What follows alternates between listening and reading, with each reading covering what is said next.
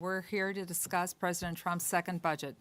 2 months ago, Congress passed a bipartisan budget agreement to increase non-defense discretionary spending for 2 years. 3 weeks ago, the fiscal year 2018 omnibus bill was enacted into law with both Democratic and Republican votes. This omnibus sent a clear message that Congress rejects President Trump's reckless proposals, which would exploit our natural resources, starve our federal agencies of the funding they need to meet their critical missions, and jeopardize a legacy we would leave for future generations. The proposed reduction of $2.5 billion for Interior is staggering. To me, it indicates a deliberate disregard for that agreement. It's disappointing, but not surprising, worthwhile investments that we made across the Bureau, including the highest funding levels in years to address the maintenance backlogs in our national parks and other federal lands, are being undone. President Trump's first year in office has been remarkably damaging to our environment, public health, and natural resources. And today we will discuss some of those damaging policies. The National Monuments Review has proven to be a sham, with preconceptions that benefit the fossil fuel industry. Last year you said, and I quote, "Bears Ears really isn't about oil and gas." Investigative reporting by the New York Times has found gaining access to oil, natural gas, and uranium reserves played a central role in shrinking Bears Ears by nearly 85%. Your staff also developed projections on coal deposits to justify reducing the Grand Staircase monuments by 47%. The pristine and diverse ecosystems protected in the Arctic National Wildlife Refuge is threatened by a relentless and hasty pushing for drilling. This irresponsible proposal was pushed through in the Republican tax scam, yet another one of the bill's giveaways to big corporations and billionaires. And even the tax bill explodes the federal deficit by nearly $2 trillion. The revenue claim from drilling in Anwar is totally unsupported by the data. Reckless push to mine and drill in our public lands is also hitting my home state, where sulfide ore mining poses a critical risk to the Voyageurs National Park and the Boundary Waters Wilderness Canoe Area.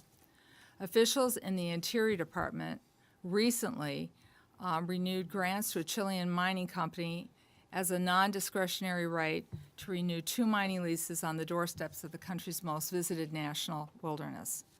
I am not even going to get into your flawed rollout of the 5-year offshore leasing plan and how you promised to remove areas before the comment period was even over. Although the outcry on these policies has been great, the harm done by the Trump administration extends beyond drilling and mining issues. It has impacted the integrity of science, access to our parks, and now threatens to disrupt the entire Interior Department as you propose to create a new organizational model with no foundational analysis.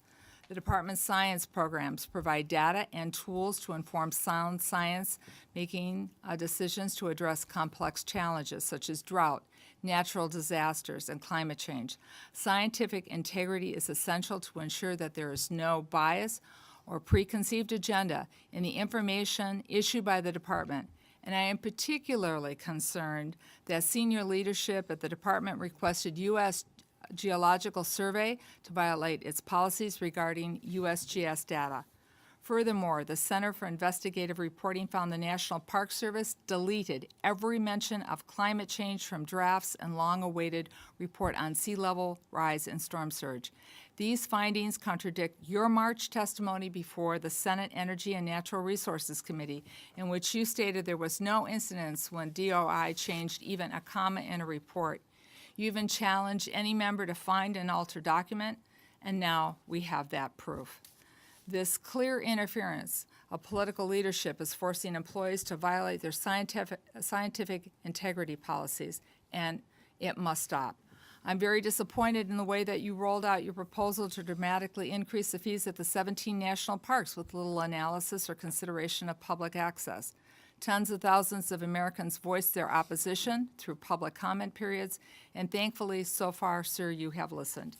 You have stated that you want to reorganize the department for the next 100 years and are proposing 13 new regions. But I have serious concerns, and I've asked to talk to you about this numerous times.